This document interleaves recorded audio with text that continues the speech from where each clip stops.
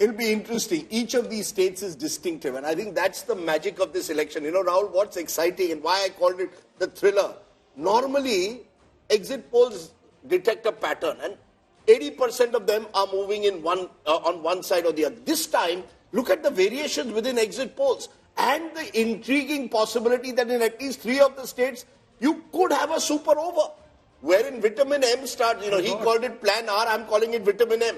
You know, vitamin M, i.e. money, could then play a role. So I think you've got all kinds of possibilities emerging going into a counting day. That's not happened in a very long time. I have a confession. You know, I'm really excited about the prospect of a super over, at least one, if not two.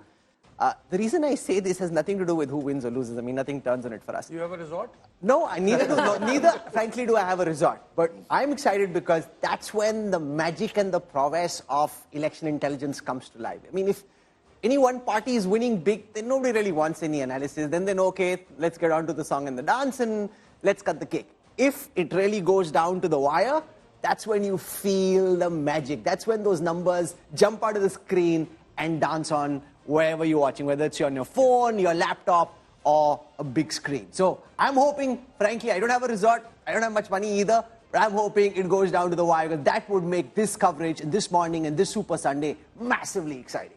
You know, I want to go to Telangana first because I think what we've seen overnight in Telangana is a lot of action. DK Shivkumar coming in from Bengaluru, trying to suggest that his MLAs are in danger of being poached. Akshita Nandgopal and good old Nagarjun Dwarkanath early morning outside River. Young old, poor good old bol diya. Hey, good young.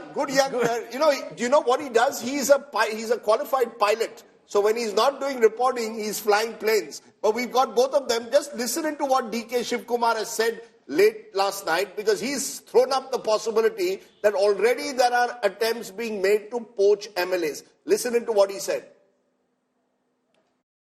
Some of our candidates have informed us that whomever he has spoken, whomever this party people are speaking, they all have spoken to us. They have informed. We have made elaborate arrangements for all our candidates. All our party cadres will be with them. Our leaders will be with them. They are safe. We will see that they are protected. Sir, is there any possibility that Congress MLAs may break towards BRS? At no point of time, not even a single candidate or MLA will break. They have already informed. Whomever they have spoken, they all have communicated to us. So we know their political strategy. We are well aware. So we are in a tightrope with everyone. How serious are these reports, Nagarjun? Is the Congress simply playing mind games with the BRS, or does the Congress actually, do they have any evidence to say that MLAs are being contacted? There's even buzz of an election strategist being used to contact MLAs. Well, it's more like a perception that the Congress has set in that their MLAs are in demand as of exit polls were given. So DK Shivkumar definitely has put in googly in the foreplay here that the BRS has contacted MLAs and to create a narrative that they're in the forefront as well.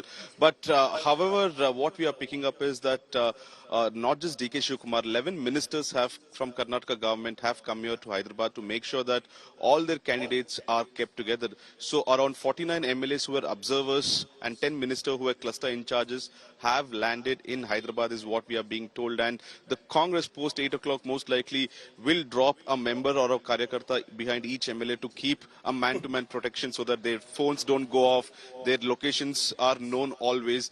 This is the plan that is being done. In fact, till late early morning, the 2 o'clock, 3 o'clock, the meetings were happening where DK Shivkumar, Mr. Revanth Reddy and few more observers who were in charge of Telangana sat together to decide the next course of action. Right now, I am at Revanth Reddy's house. Already you can see a lot of his supporters who have come here eagerly waiting to look at the trends. They have come already with bouquets to wish him as well. So clearly they feel that the exit polls are going the way that they wanted, and the polls today will also show the numbers that we predicted. So quite upbeat mood here. But Congress has a problem that their MLAs have to be kept together. So by 10 o'clock, 11 o'clock, we'll know which way they are heading, either Bangalore or outskirt resort in Hyderabad. those are visuals from the Congress headquarters in the capital on your screen. The BJP offices this morning keeping it calm and classy just at this moment. The Congress office a bit over the top, Rajdeep. They've got the puja going and they're really excited. I mean, this is always something that scares me because are you counting chicken which haven't hatched just yet? That's Manoj Arora.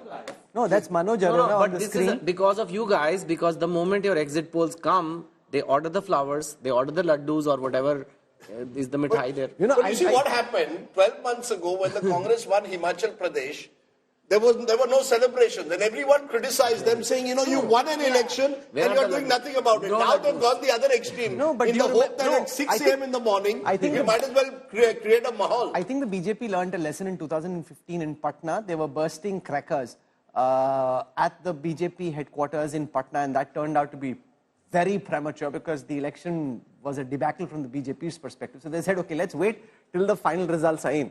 Clearly, Manoj didn't get the memo over there. He's out and celebrating already, getting set. Rashid Saab was telling us that they already ordered laddus. Yeah, they have ordered laddus, yeah. What if they lose and what happens to the laddus? Will they send them to the BJP headquarters or they'll try and have them still? I think the Congress thinks that, at least 2 states will come to them, Chhattisgarh and Telangana. So that would be enough for celebration. But that's only half of what's at stake. So if you win half of what's at stake, you're still having 200 kilos of half a laddu. laddu. But you see, that's why today is interesting because the line between 2-2 and 3-1 can be a very thin one. Whoever wins, if one of the two sides wins 3-1, then you have all the bragging rights today. If on the other hand it's 2-2, you'll have cherry picking. You'll have each side claiming which state has defined this election. So I think there's a huge difference between 2-2 and 3-1. It's a bit like the Ashes. You go into the last test, you're 2-1 down. If you make it 2-2, it's a different picture. If it's 3-1, it will be remembered as whichever party gets 3 states that day out. The maximum amount of shock is in Madhya Pradesh, which is where Hemendra Sharma is, because in Madhya Pradesh, the conventional political narrative was that the Congress had the edge. Suddenly, the India Today Access My India exit poll shows a massive sweep for the BJP, which, if this is true, would be quite remarkable because even the BJP, frankly, didn't know till the polls came out that the numbers were as favorable as they turned out to be. So, Hemendra, there have been press conferences galore, lots of anger, lots of tu-tu me-me around the post-poll studies.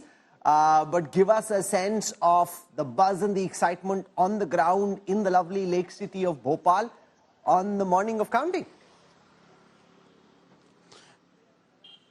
Well, the exit polls might have given a clear edge to the Bharatiya Janata Party, but the Congress Party has not given up yet. In fact, they appear in no mood to give up till the last vote is counted. Digvijay Singh has given at least 130 seats for the Congress Party. Last night I was outside the Congress office. They were lighting up the building. They were putting up lights over there. They're saying that they would light it tomorrow evening, that is today, and if they get that opportunity to do that, whether that will happen or not remains to be seen because counting is going to start in a hour's time or sometime from now and the leads are going to come. But the Congress Party, by playing some mind games, they have ensured that their cadres, they remain, their spirits remain high. The huge screen has been set up outside the Congress office, and Kamal Nath has sent out a message that his chopper is ready, that if any collector does anything against the interests of the Congress Party in a close margin seat, he will be flying to that particular constituency along with his legal team. So those legal games are being played. The Bharatiya Janata Party, on the other hand, appears to be pretty confident. Their leaders are here in Bhopal. All the entire top leadership of the Bharatiya Janata Party, in fact, is over here in Bhopal, and they are hoping that they would be making a government comfortably.